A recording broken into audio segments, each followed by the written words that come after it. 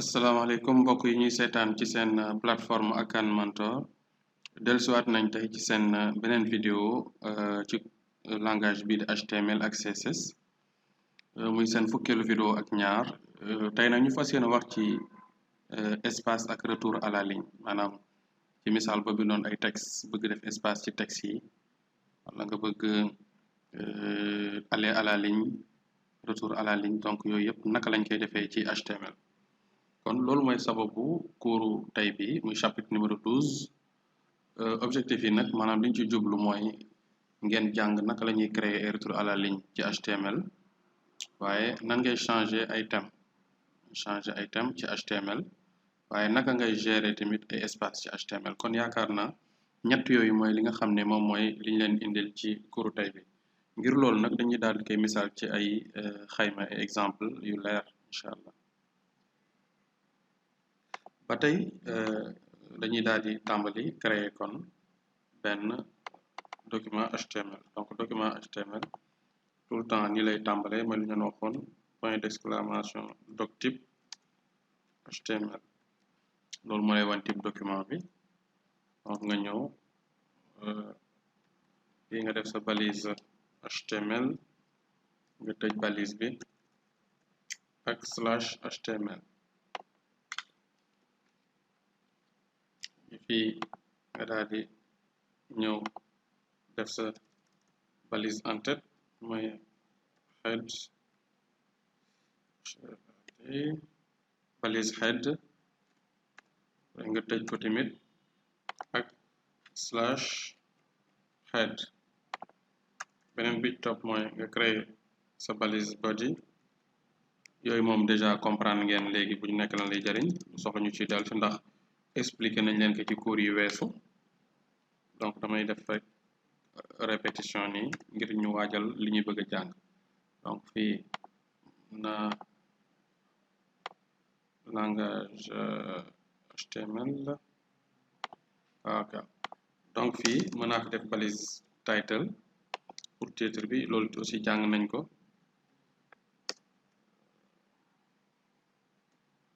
defaat fii /title donc fi ñu def fi titre bi maanaam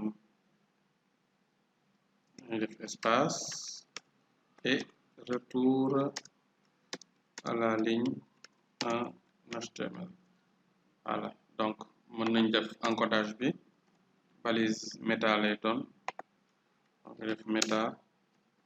char7 égale ñu def UTF-8 donc lii ku ne xam na ni moom mooy lu mënta ñàkk mooy maanaam ci page HTML boo xam ne mooy page HTML de base léegi nag ngir créer ay retour à la ligne nañ jéem a ñëw fii par exemple ñu jéem a créer benn titre H1 par exemple H1 waxoon naa leen ni leen mooy titre yu mag yi donc mën ñu fermer ko ndax balise paire la donc mën nañ def /H1 donc fii nga def je suis par exemple un gros titre je suis un gros titre je suis un gros titre mën nañ defaat beneen paragraphe bi wax naa leen ni P lañ koy defee paragraphe bi P balise P la /P pour tëj balise bi léegi nag fii ñu def ci je suis le premier paragraphe dafa ñu def je suis le premier paragraphe voilà léegi li mooy suñu document HTML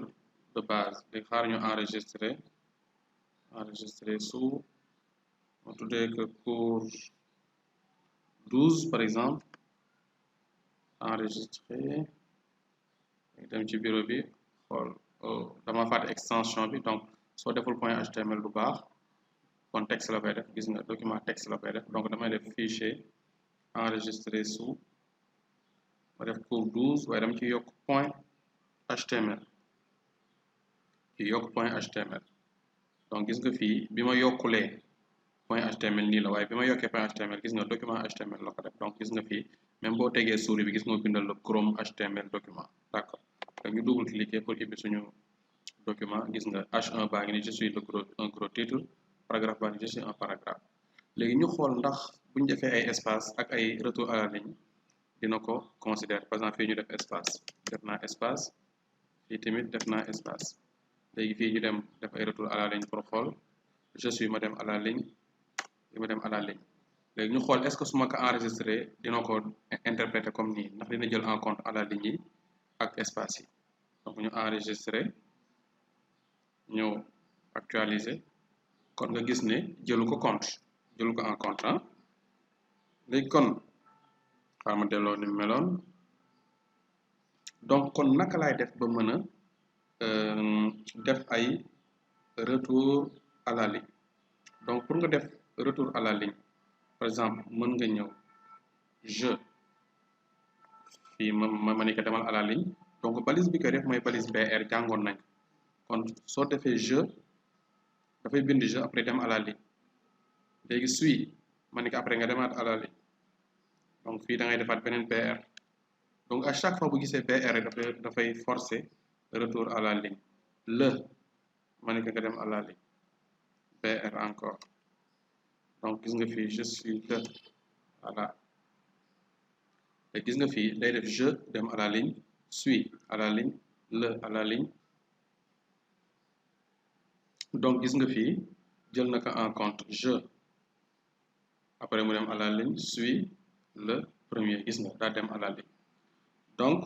loolu mooy wane ni kon balise BR bi moom mooy balise bi tax nga mën a dem à la ligne léegi su fekkee da nga bëgg changer par exemple fii ñoo leen doon wax ne ba tey ci cours bi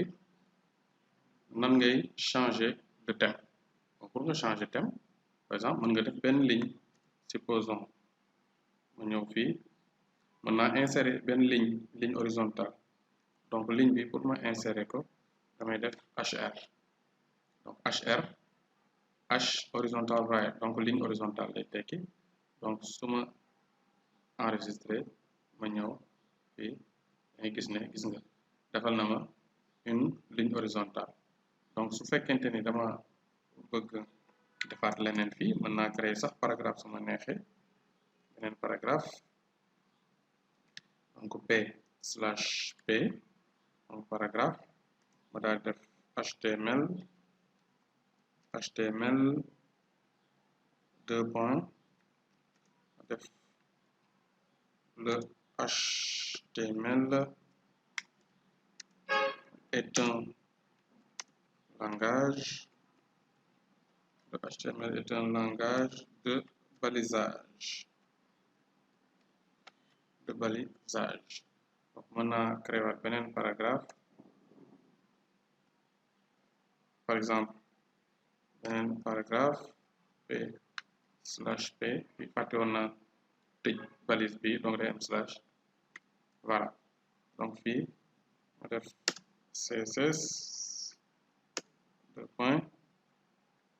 ma def le CSS est un langage de style donc enregistré donc voilà donc fii yeneen ñaari paragraphe la créé léegi nag bu fekkente ni xam nga fii nee naa leen balise BR moom mooy tax ngay dem à la ligne mais su fekkee da nga bëgg def ay espace donc loolu dafa am beneen balise booy utiliser bu tudd pré donc fii à la place de xaaral ma dindi lii ma dindi au lieu ay paragraphe ma def ko ay balise pré pour ngeen xam pré lan lay jariñ donc fii ma def pré tëj balise bi ak slash pré voilà donc regardez fii su ma jéem a def HTML le HTML est un langage après à la ligne ma ñëw ba fii def de balisage CSS aussi ma ñëw tolloo les 2 points yi def le CSS est un langage ma def de style.